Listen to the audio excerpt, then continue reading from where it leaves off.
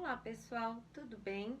O nosso assunto de hoje é sobre resiliência. O que é resiliência? Vocês já ouviram falar? Esse assunto te interessa? Se sim, se inscreve aí no nosso canal. Pois é, pessoal, resiliência é a capacidade, a resposta adaptativa às dificuldades que existem no nosso dia a dia, né? O maior símbolo de resiliência que a gente pode apresentar aqui é o bambu. Por que o bambu, Alessandra? O bambu é aquela árvore que aparentemente parece frágil, mas na verdade ela é muito forte, porque ela enverga, mas não quebra diante das adversidades. Conforme ela vai crescendo, ela vai primeiro formando uma raiz sólida, uma raiz forte, uma raiz que vai equilibrar essa planta. E eu não sei se vocês já repararam, mas o bambu, ele tá sempre próximo, né, uns dos outros. Isso significa proteção. Um protege o outro, porque quando vem aquela ventania, enfim, ele vai tombar, mas ele não vai quebrar. Por isso que o bambu é o símbolo da resiliência, porque diante de todas as adversidades, ele se adapta e continua sobrevivendo. E com as crianças, pessoal, e a resiliência, ela fica bastante evidente, né? Quando, mesmo sobre fatores negativos que acontecem também com as crianças, né? Elas se desenvolvem saudavelmente na direção positiva. Como assim, Alessandra? Mesmo com as intempéries, né? Os problemas que acontecem com as famílias, às vezes, muitas vezes, nós, enquanto adultos, não conseguimos dar a atenção necessária para os nossos filhos. Ainda assim, isso, embora seja uma adversidade, as nossas crianças conseguem se desenvolver positivamente, saudavelmente. Isso é a resiliência numa criança, tá? A resiliência, gente, para a gente conquistar ela, né, para a gente adquirir ela requer vínculos confiáveis de apoio e oportunidades para desenvolver as habilidades, porque a gente sabe que a resiliência, ela é constituída, ela não é algo inato que já nasce com a gente vai construindo essa resiliência. E ela se dá com o apoio de um relacionamento estável e comprometido, fornecendo capacidade de resposta personalizada dependendo da situação, né? Então, o adulto vai mediar aquela situação com a criança, isso de acordo com cada situação. A estrutura, né? Lembra que eu falei do bambu, a raiz que fortifica o bambu? Então, a nossa estrutura familiar em relação à nossa criança, a estrutura escolar em que a gente vai inserir a criança para que ela tenha uma raiz sólida, a proteção, então a proteção familiar, né? Lembra também, novamente, o bambu que eu contei para vocês, a história que eles crescem todos juntinhos para um proteger o outro. A mesma coisa funciona com a criança, né? Nessa capacidade de adquirir a resiliência.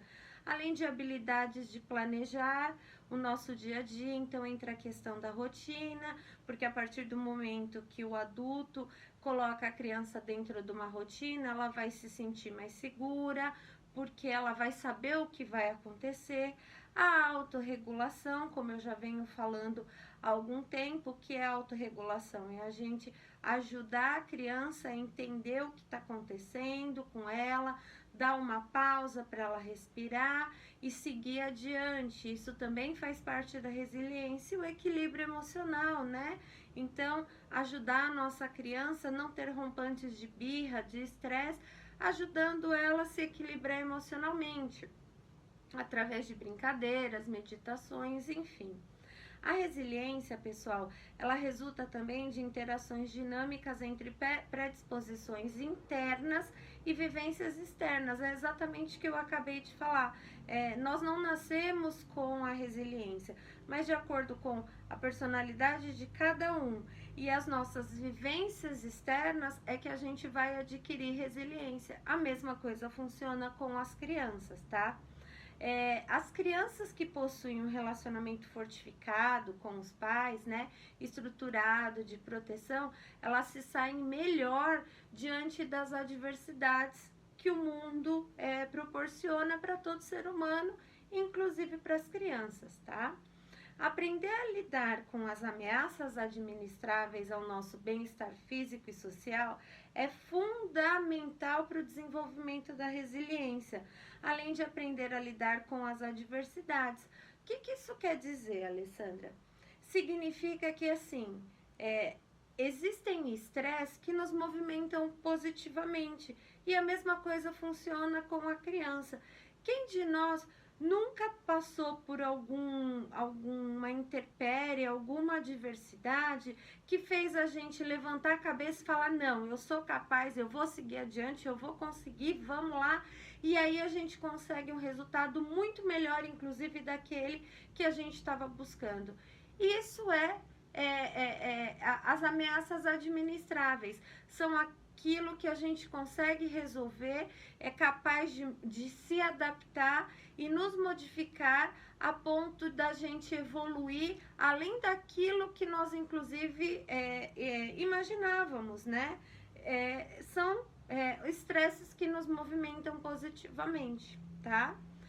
Algumas crianças respondem de maneira mais extrema às experiências negativas e positivas, pois elas são mais vulneráveis em circunstâncias estressantes. Como assim, Alessandra?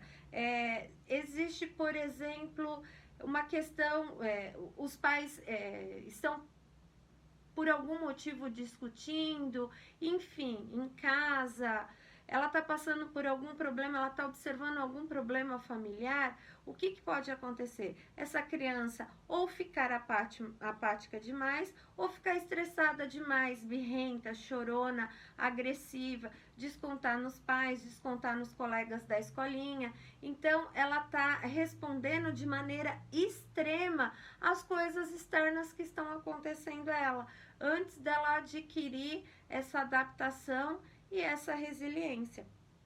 A resiliência também, ela pode ser desenvolvida, pessoal, em qualquer idade. Não importa a idade, a gente pode desenvolver a resiliência, tá? Mas quanto mais novo, melhor. Quanto mais novos as crianças são, maior é o aprendizado, né? Isso é a plasticidade cerebral que a gente já vem falando, né? E não é novidade isso. Quanto mais novo, maior a capacidade de aprendizado, né?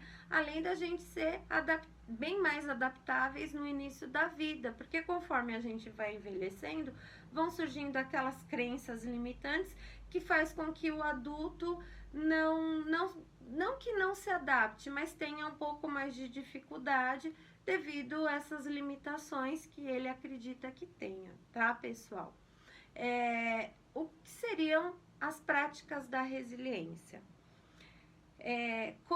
A prática da resiliência na criança, a gente pode trabalhar, né, dizendo que ela pode ser fortalecida, né, em qualquer idade. Como eu disse anteriormente, a resiliência ela é desenvolvida independente da idade, porém, quanto mais novo, melhor. E ela é fortalecida através da autorregulação. E assim, pessoal, de que forma que isso acontece? Quando a gente tá vivendo um período de estresse como esse que nós estamos vivendo agora, da pandemia, é muito normal nós perdermos o equilíbrio. Então, o que seria a autorregulação, tanto nós em adulto quanto nas nossas crianças? Seria realmente aquela pausa, aquele respiro para tomada de uma decisão ou para a gente seguir adiante devido a tudo isso que está acontecendo. Perdi emprego, o meu salário diminuiu, eu não tenho com quem deixar meu filho, eu preciso voltar a trabalhar, a escola está fechada. Então a gente entra num pico de estresse muito grande. Então é o momento de nós pararmos e nos autorregularmos. A mesma coisa com as crianças, tá? Uma outra questão é que assim, os adultos que adquirem e modelam essas habilidades de autorregulação em si, ele é muito mais propenso, ele é muito mais capaz de modelar esse comportamento nos seus filhos. Eu posso usar nessa questão a metáfora da máscara do avião, né? Quando a gente vai viajar de avião, a aeromoça não fala no momento de crise que se existir algum problema, máscaras de oxigênio cairão e os adultos deverão primeiro colocar em si para depois ajudar o outro. É a mesma coisa. Porque se nós não colocarmos em nós primeiro e formos colocar no terceiro, no nosso filho, enfim, na criança, que é instinto de mãe, instinto de pai, a probabilidade de tanto nós enquanto pais e a criança vir a dar um problema é muito maior do que se você colocar em você e depois você colocar no seu filho. Porque se você vai pôr no seu filho, ele vai tirar, vai se desesperar, enfim. Então, primeiro cuide de você para depois cuidar da criança ou do terceiro. A mesma coisa é esse assunto que eu estou dizendo. Se você se autorregular, se você aprender a se autorregular, você vai modelar essa habilidade em você e, consequentemente, você vai ser capaz de passar para o seu filho e isso vai se passando hereditariamente de geração em geração. Porque você já aprendeu, ensinou para o seu filho aprendeu, ensinou para o seu neto e isso consequentemente, tá bom, pessoal? Uma outra questão, para as crianças desenvolverem a resiliência, é necessário construir vínculos fortificados entre adulto e criança. Então, um vínculo aonde a criança confie, aonde a criança se sinta protegida, aonde você consiga transferir experiências, amor e afago para a criança. A partir desse momento, ela desenvolve a resiliência. A resiliência também, pessoal, ela se dá em níveis, tá? Assim como qualquer aprendizado, a gente pode usar como exemplo a escola. A criança, ela não vai aprender ela não vai entrar na escola e sair lendo e escrevendo, não. Ela precisa passar por etapas. Primeiro, ela precisa aprender a movimentar os dedos, movimento de pinça, aprender a segurar no lápis, aprender a reconhecer as vogais, depois entender a escrita das vogais, consequentemente as consoantes, a formação da família silábica, para depois formação de palavras, para depois a leitura e enfim a interpretação. É a mesma coisa com a resiliência, ela se dá por etapas, a gente vai aprendendo por etapas para construir um senso de autoeficácia, tá? Para a gente se sair muito bem na questão dos estresses do dia a dia. Além disso, a resiliência, ela desenvolve o fortalecimento de habilidades adaptativas e a capacidade de autorregulação que eu venho falando até agora, tá? Sobre isso, a gente tem um playlist aí no nosso canal que fala só sobre habilidades e geração de conflito. Dá uma olhadinha aí que tem bastante informação interessante para vocês nesse sentido, tá? E para desenvolver a resiliência nas crianças também, a gente pode usar a nossa tradição familiar, cultural. Como assim, Alessandra? Lembra, quem não viu também, a gente tem aí no nosso canal uma playlist que fala de rotinas. Então, a construção de rotinas, ela auxilia nessa estabilidade da criança, né?